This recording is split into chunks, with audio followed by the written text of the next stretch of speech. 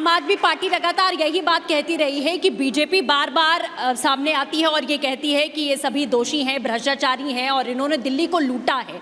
लेकिन जो बेल दी जा रही है वो किस आधार पर दी जा रही है? क्योंकि इनके पास सबूत नहीं है। ईडी और सीबीआई का ये दुरुपयोग करते रहे हैं, ये आरोप लगा रहे हैं और जितने नेता इनके जेल में थे अब बाहर आ गए हैं। क्या जो मुख्यमंत्री का चेहरा भी बदला है और ये सभी नेता बाहर हैं, आने वाले चुनाव में बहुत बड़ी चुनौती देंगे? अच्छा, बुरा मत मानिएगा, लालू यादव जी को बेल नहीं मिली थी क्या? सजा नहीं हुई क्या? इस देश में बेल मिलने वालों को कड़ी से कड़ी सजा हुई है, फांसी तक हुई है जी। बेल एक कैदी, जो भी आरोपी है, उसका एक संवैधानिक अधिकार है। लेकिन ये जो कह रहे हैं, अब आप बताइए, कोर्ट ने अरविंद केजरीवाल की मुख्यमंत्री की शक्ति छीन ली। अब कोर्ट तो बीजेपी नहीं है। कोर्ट ने कहा कि आप ऑफिस नहीं जा सकते और आप फाइल पे साइन नहीं कर सकते। यहाँ बड़े बड़े वकील भी बैठे हैं। जब कोर्ट ने ये कहा कि आप न ऑफिस जा सकते सीएम के, न फाइल साइन कर सकते हैं, तब उन्होंने कहा कि अरे ले, अब तो गया। तो वो तो दिखावटी, तो उससे अरविंद केजरीवाल से बड़ा दिखावा करने वाला इस संसार में कोई नहीं होगा। या तो मारीच रहा या तो कालनेमी रहा। मारीच और कालनेमी तो जानते होंगे आप लोग, रामायण के पात्र हैं जी। तो ये दोनों को भी फेल करने वाला कोई है तो अरविंद केजरीवाल जी है।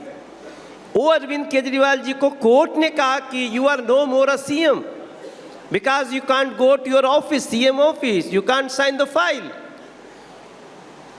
अब इतना के बाद भी उनको लगता है बीजेपी कह रही है, तो दिल्ली की जनता को कृपया भ्रमित न करें।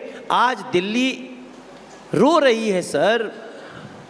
आज दिल्ली की गलियों में हम एलजी महोदय को लेकर के जब सड़क दिखाते हैं, तब ये पीछे से सड़क पे निकल जाते हैं। ये देखो, यहाँ पे तो सुरेंद्र कमांडो जी बैठे हैं, ये उसी पार्टी से विधायक थे और इन्होंने लात मार के चले गए। बोले हम विधायक रहे न रहे लेकिन इस पार्टी में नहीं रह सकते क्योंकि ये पार्टी जनता की नहीं। ये सुरेंद्र कमांडो फौजी आदमी है। इसलिए मैं बड़ी विनम्रता से कहना चाहता हूँ, हमारी दिल्ली आज अगर सही मायने में देखिए तो कम से कम 15 साल पीछे चली गई है। दैट इज ड्यू टू आम आदमी पार्टी, अरविंद केजरीवाल जी।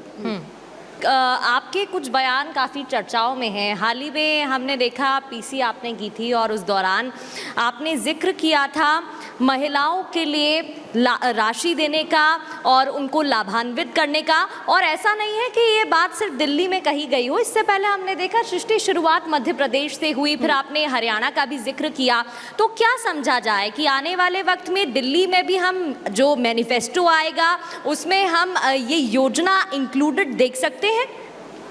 देखिए, एक तो मैं दिल्ली के प्रत्येक व्यक्ति से बोलूँगा, इस बार का दिल्ली चुनाव में जो बीजेपी का मैनिफेस्टो आएगा उसको आप जरूर पढ़िए।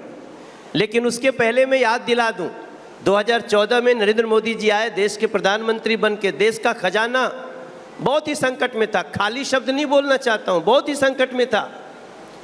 आज खजाना इतना मजबूत है कि हम पूरे देश में 300 यूनिट बिजली हर व्यक्ति का फ्री करने जा रहे हैं। 300 यूनिट बिजली, और उसके ऊपर खजाने पे कोई चोट नहीं आएगी क्योंकि हम इसको सोलर पावर को यूज कर रहे हैं। हम दिल्ली को क्यों नहीं देंगे? हम 300 यूनिट बिजली फ्री करके दिल्ली के प्रत्येक घर को, आपका भी घर अगर दिल्ली में होगा तो आपको भी मिलेगा, आपका होगा तो आपको भी मिलेगा, यहाँ बैठे हुए हर व्यक्ति को मिलेगा। हम उसमें इसका कह के और उसका केड़ी नहीं मारने वाले। केड़ी मारना भोजपुरी में होता है, बाद में समझ जाते हैं। और अभी हरियाणा के चुनाव में देखिए जी, नरेंद्र मोदी की गारंटी मतलब गारंटी पूरी होने की गारंटी। आपको कभी कभी लगता होगा, किसी को बुरा न लगे जो राजनीतिक पंडित हैं, वो स्टूडियो में बैठ के या फिर कमरे में बैठ के वो उनका जो भी वो विचार करते हो। हम इस पार्टी के स्टार प्रचारक रहते हैं मैक्सिमम राज्यों में। मैं हरियाणा का भी स्टार प्रचारक था, 32 जगह प्रचार किया, 29 जगह जीत के आए हैं। हम छत्तीसगढ़ भी गए। आप याद रखिए, छत्तीसगढ़ में कांग्रेस ने कहा हम महिला को 1000 रुपया महीना देंगे, 5 साल बीत गया, कोई नहीं दिया। नरेंद्र मोदी जी ने कहा हम देंगे और सरकार बनी और हम देने लगे। आज छत्तीसगढ़ के किसी बहन से जाके पूछ लीजिए। हम हरियाणा में अभी हम 2100 रुपए की घोषणा किए और मोदी की गारंटी मतलब गारंटी पूरी होने की गारंटी।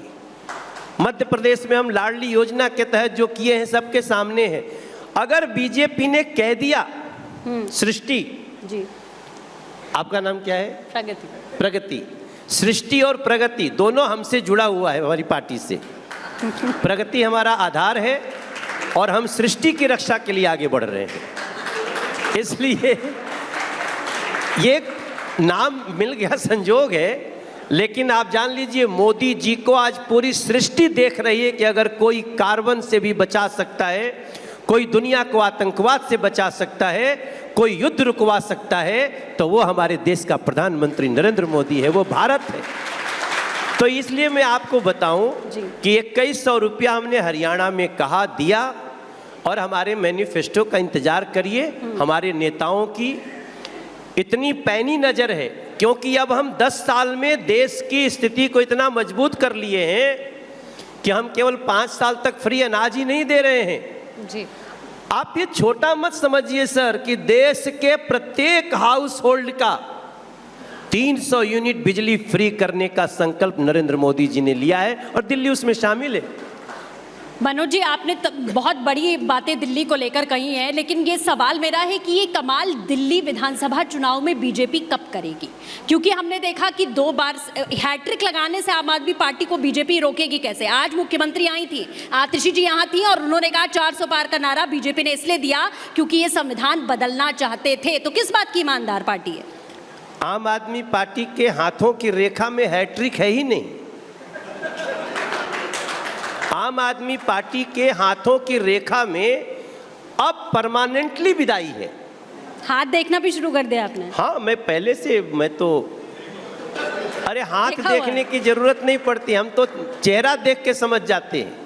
हम अरविंद केजरीवाल जी का चेहरा देख के बता सकते हैं कि 2025 के बाद शायद इस देश में कोई भी आम आदमी पार्टी और स्पेशली अरविंद केजरीवाल पे कोई भरोसा करने के लिए खड़ा नहीं होगा सर। ये व्यक्ति ने गरीबों का मजाक उड़ाया है, इस व्यक्ति ने धोखा दिया है। आप पंजाब के किसी गली में चले जाइए, दिल्ली के किसी गली में चले जाइए, अब जो है ना दिल्ली की गलियों में क्या कहते हैं लोग, ये बहुत चालू हैं, ये बहुत ओवर स्मार्ट हैं। तब मैं आपको बता सकता हूं कि ये लोग गए, ये लोग नहीं बच सकते हैं। ये लोग नाटक जानते हैं, ये सोचते हैं कि हम ड्रामा करके हम कुर्सी पे बैठ सकते हैं। वो 10 साल लगा दिल्ली को समझने में, लेकिन दिल्ली अब इनका नस नस सूता सूता समझ चुकी है।